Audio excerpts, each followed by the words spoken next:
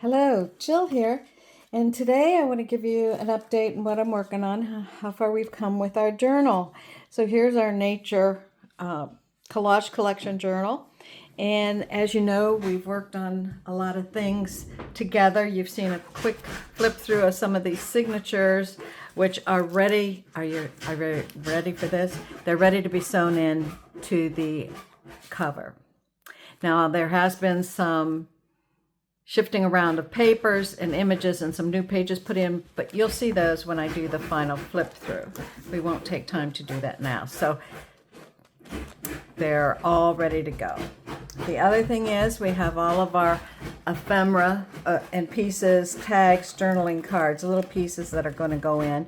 And I want to thank those who commented back and gave me an answer on whether we were going to put in one or both of these butterflies, and the answer is that I got back was unanimous. It was put them both in.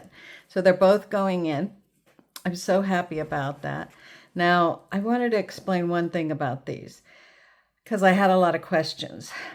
The wings were cut out of paper, and if you watched a prior video, you would have seen I showed you the he wings cut out. Then I layered this netting fabric on top. Then I did the gold stitching. Okay. Once those were that far along, I connected them to the body via some crosshatch gold stitch, and that happened with both of them. And then when that was done, I'm going to show you the back now. I flipped them over, and I didn't want to see all that gold stitching on the back. So I covered it with a heavier fabric. It's a linen fabric, but it's heavier and it's not fray. It doesn't fray. So that the stitching won't show when I get them in. I like the wings kind of bent up, giving them some dimension. So that's how they were both made, except I had to fix his little head and make his two eyes. So we had fun doing that. Okay, so these are all ready to go in. So I'm all excited because I'm working on the cover. So what's the cover going to look like? The cover is going to be, I decided on a hard cover, and here it is. Now, at this point, I'm going to give you dimensions for the cover and for the spine. So let's take a look. This cover is, I hope you might not be able to read the ruler, but it's 6 1/4 wide. It is 8 3/8 high. And the spine is, if I did my numbers right, it is a 3-inch, oh, that's really close to the camera. It is a 3-inch spine. So here is the base of our cover. Now I use 3mm chipboard for the cover, for the front, back, and the spine. Now I cover my spine initially with Tyvek. Now why do I use Tyvek? And once I put this together, I'm constantly running my fingers through there so it stays on there nice and tight. But why do I use Tyvek, and what is it? Let me spell it for you. Some of you outside the U.S. may not recognize how we pronounce it here or what it is. It's very heavy fabric. These are just envelopes, Tyvek envelopes. And the fact is, you can't tear it. You can't do any. It's the strongest material I've ever used. And once I decided I was going to use Tyvek, I never went back to using anything else. Now, does that mean the Tyvek is going to show on your book, on your spine? No. But what it does mean, let me set this aside, is that your spine is going to be very strong. That nothing is going to tear, like where the spine meets the front and back covers. Nothing's going to tear this line in here. Nothing's going to tear it. I wrap it so it comes around the front, And it's very, very strong. And the other thing is, it's very thin. Let me bring that piece back and I'll show you. I can't imagine, I don't even know how you would measure this. But let me show you. Well, that's going to be hard to see. But it's very, very thin. It's probably thin as copy paper or thinner. So it's a very strong, I think Tyvek actually came from the space program. I think they used it, or originally used it for, I don't know if they still use it now, for, you know, strength. And what better selling point do you need then? They're not cheap, but you buy a box of them, they'll last you forever. I've had my box for years because you're only using, you know, like a 4-inch piece or so at a time. You can cover the whole back, the whole front, the whole inside, whatever you want. I just do the spine. So that's that. I also decided that the cover, oh, I wanted to show you this, and then we'll come back to the stitching the signatures in. So the cover, you know, we made this temporary piece that I want to put on here. And as you can see, and I knew this was going to be the way it was when I made this. You can see that it doesn't perfectly fit the cover that I've created with the chipboard. But look at how it's going to come. Oh, I pulled that out of... Yes, I've been working in my craft room and I got stuck on my garbage bowl.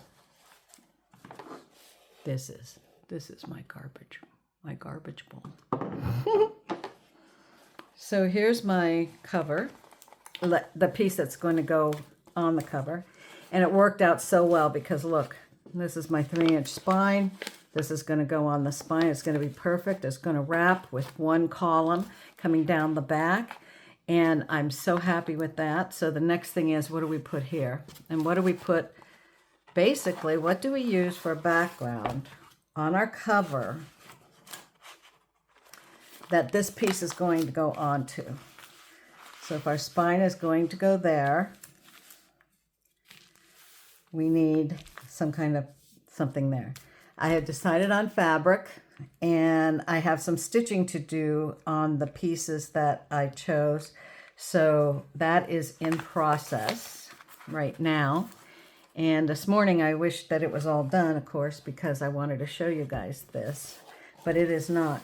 So what else did I decide on? Well, since I'm putting fabric on the outside, I had my front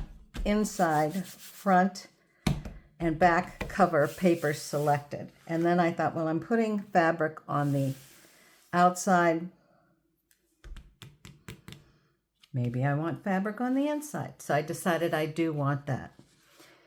So we're getting ready to work on the inside of this. But before we do that, we can actually set this aside now, because we have to work on this piece. This piece is going to be, it's going to be a hidden spine. So our signatures are going to end up, let me see if I can get this up. Our signatures are going to end up all being stitched onto this piece here. And then this piece is going to slip into here. So that slip into here. So that creates a hidden spine in that when I'm done, you will not see the stitches at the back of that at all. And the stitches will not come through to the back of your book. Right? I hope I explained that okay. So what does that mean as far as what can I do next? Well, let me show you one more thing with this piece. And I'll just set this here for a moment. With this piece, okay, let me set it down. So now it's on that hidden, we'll call it the hidden spine, that little piece of chipboard there. And you can see they fit perfectly. They're going to have a 1/4 inch in between each signature, giving that room to grow. And it's going to be wonderful. But it also is going to show. So over here it's going to show, and in between each signature, this is going to show. So you really don't want this brown cardboard color to show through there. So now back to my stitching the inside cover.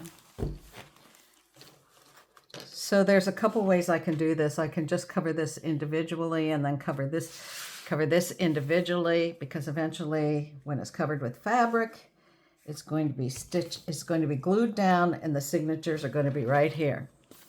Okay. And then I can put fabric here, fabric over here, and it's all good. And that's fine, but I don't really want to do that. What I want to do is cover this and include the two sides. So I will have essentially, let me see what I have. Well, maybe I have a thin piece of paper I could use. Hold on. That was not big enough. Okay, so let's pretend this is my fabric. That would be good. Let's pretend this is my fabric. I just went back to this for a moment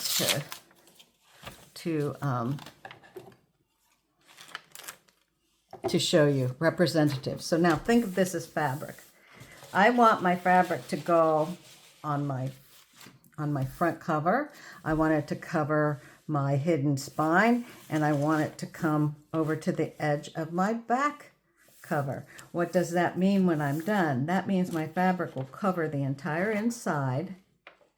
You see what I'm saying here? And once I get that on to my, and it'll be a little bit difficult because you have to take this piece away for a while, because I'm going to stitch, but you know, stitch the signatures into this piece. And it will be the fabric for the front cover, fabric for the spine, and a fabric for the back cover. It'll all be one piece. And I think that'll be nice and strong as well. And then, let's go back to the problem I was trying to solve. When you open the book, you will see the fabric here. In between each signature, you'll see a pinch of the fabric here. In between every spine, pinch of the fabric, clear to the back, and then you will see the fabric on the back cover, inside of the back cover. And I have decided that this fabric on the inside is going to be the same as the fabric that I use on the cover. So then I decided, you know, I have some stitching to do. I want the stitching on the inside of the front and back covers to match the places where it's going to be used when it covers this. So this fabric here is all, the fabric underneath here will be the same as what ends up on the inside cover. I hope that isn't too confusing. It's confusing for me, and I had to think about it a while. There is many ways to do this. And this is just the way I decided to do it, because with the hidden spine, I didn't want all my bookbinding threads to appear on the outside here. So we're going to use the hidden spine. So in the next video, I'm going to show you the cover with the fabric on and the fabric on this. And then I will have to see. Maybe I'll stitch this signatures on with you. But if I think it's going to be too long of a video, I will probably stitch them on and then just show you before I adhere this whole piece to the cover, which is probably what I will do. So if you're looking forward to seeing how this all starts going together, love to see you back again. Hope to see you soon. Thanks again for all your time. I so appreciate it. You guys are the best, absolutely the best.